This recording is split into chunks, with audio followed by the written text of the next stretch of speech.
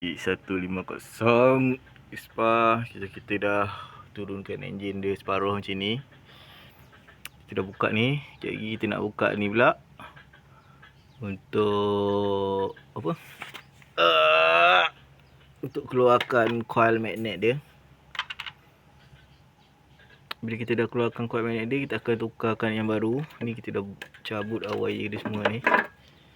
Ni sekarang saya nak kena buang minyak hitam dia dulu dengan oil filter dia. Itulah, kita sangkut pula exhaust ni kan, nak buka. Nak pakai bolt tak boleh, nak kena buka exhaust. Spana tak ada. Okey tak?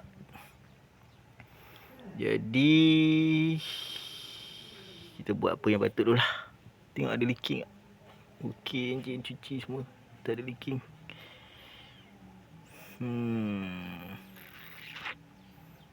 So memang jawapan dia kena buka exhaust. Okey, ciao.